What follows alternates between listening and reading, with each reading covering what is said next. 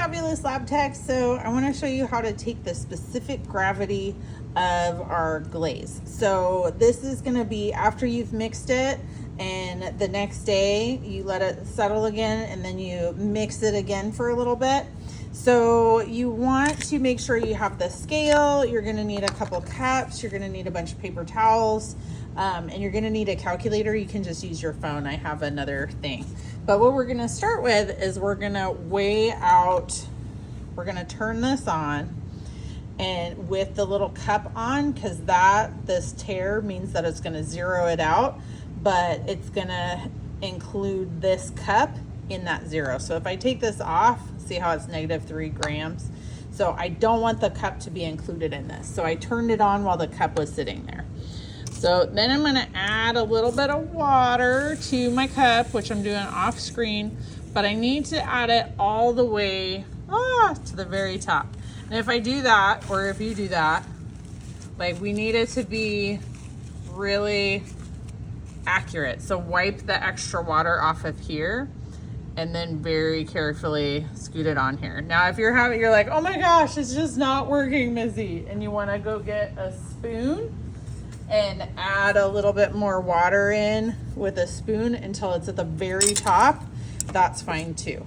So this is at the very top, so I'm gonna record this weight. Now, right now, I have it in grams, so that's fine, whatever, it doesn't matter, but I've got my list here. This is our goal specific gravity.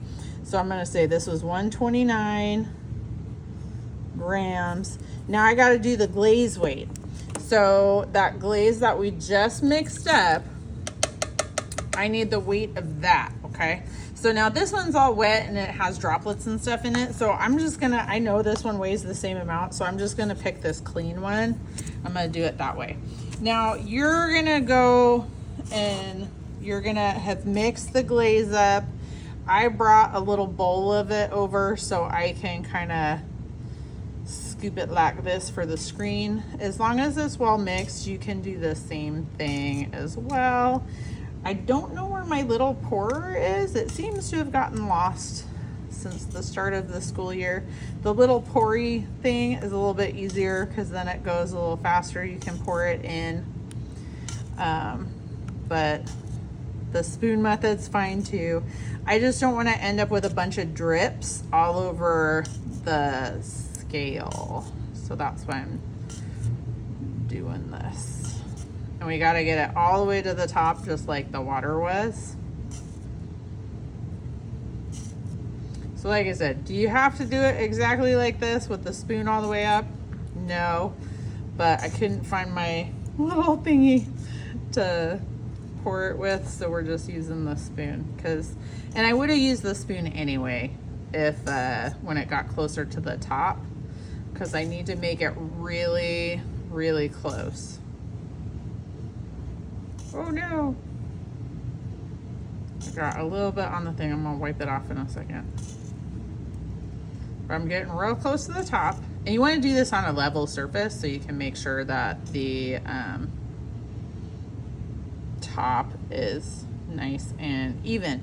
Okay, so I got that. I'm gonna wipe that off just to make sure. Okay, so you can see, even though this is exactly the same size cup, this is way heavier. So this is 183 grams. So I'm gonna add that on, 183 grams.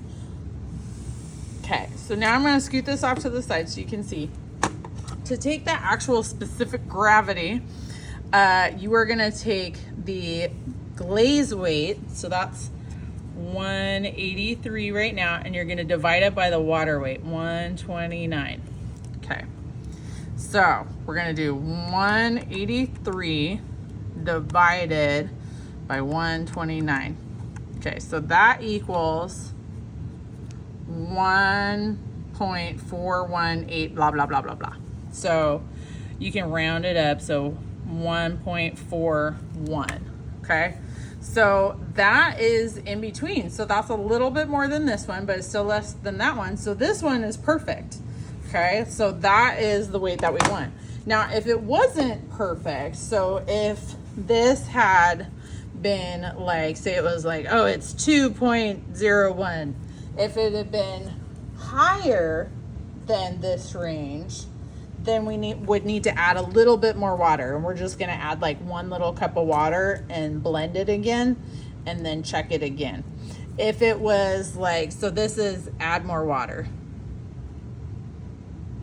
If it was too low, so like if it was 1.35, then we need to get rid of water.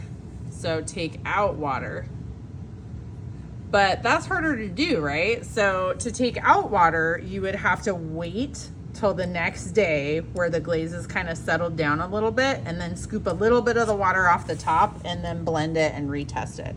Now, a quick kind of rule of thumb that I tend to use if I'm just like, if I've already done this and I know it was good at one point, is a lot of times I'll just check with my finger too.